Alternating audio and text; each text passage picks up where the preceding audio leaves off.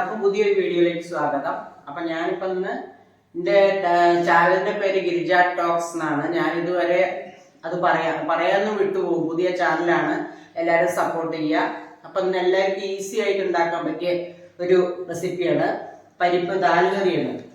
അപ്പൊ ഈ ദാൽ ഇതിപ്പോ തോരപ്പരിപ്പാണ് കേട്ടോ. ഞാൻ ശരിക്കും മൈസൂർ ദാൽ ഉണ്ടല്ലോ, ചുവന്ന കളറുള്ള, അതിലാണ് ഇത് ഉണ്ടാക്കുക.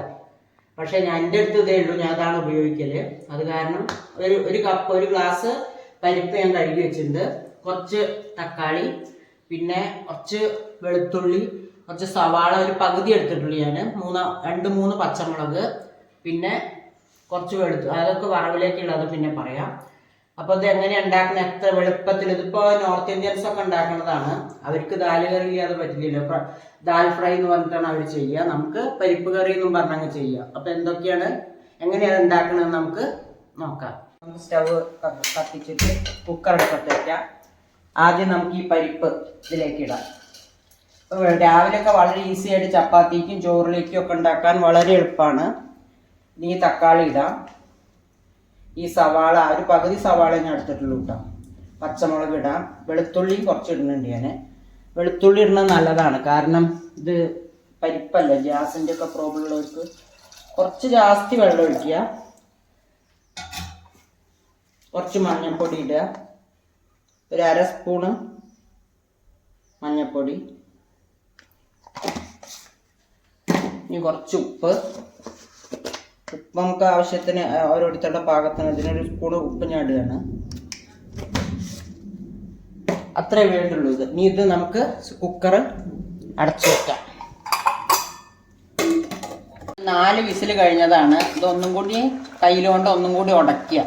പരിപ്പ് നന്നായി വേവണം. പരിപ്പ് ഇതിൽ 2-3 പച്ചമുളക് മാത്രമേ ഇട്ടിട്ടുള്ളൂ, മുളക് പൊടി ഒന്നും ഇട്ടിട്ടില്ല കേട്ടോ. ഇനി നമുക്കിത് ഒന്ന് വറവിടുക. വറവിലാണ് അതിൻ്റെ ടേസ്റ്റ് ഇരിക്കുന്നത്. നോക്കാം നമുക്ക്. ചീനച്ചട്ടി അടുപ്പത്ത് വെച്ചിട്ടുണ്ട്. നമുക്ക് അതിലേക്ക് കുറച്ച് നെയ്യ് ഒഴിക്കാം. ഇത് വറവിടുന്നത് നെയ്യിലാണ് കേട്ടോ. നെയ്യിൽ വറവിട്ടാൽ നെയ്യിൻ്റെ ടേസ്റ്റ് മുന്നിൽ നിൽക്കണം. ഇനി നമുക്കിതിലേക്ക് കുറച്ച് കടുക് ഇടാം. കടുക് ഒരു ലേശം ഇട്ടാൽ മതി, അധികം വേണ്ട. കടുക് ഇട്ടൊന്ന് പൊട്ടട്ടെ. അപ്പോഴേക്ക് നമുക്ക് കയ്യിലെടുക്കണം. ഒരു 1 സ്പൂണോളം ജീരകം, അതും ഒന്ന് പൊട്ടട്ടെ. ജീരകം വേണം. അത് കഴിഞ്ഞിട്ട് വറ്റൽമുളക്, പിന്നെ വെളുത്തുള്ളിയും ചെറിയ ഉള്ളിയാണ് കേട്ടോ. ചെറിയ ഉള്ളിയും കൂടിയിട്ട്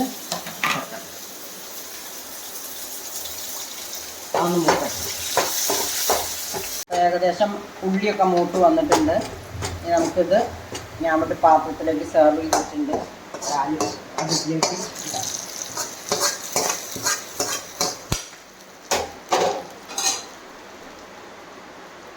നമുക്ക് കുറച്ച് മല്ലിയില ഇടണം കേട്ടോ. മല്ലിയില എന്തായാലും വേണം. മല്ലിയില ഇട്ടിട്ടുണ്ട്.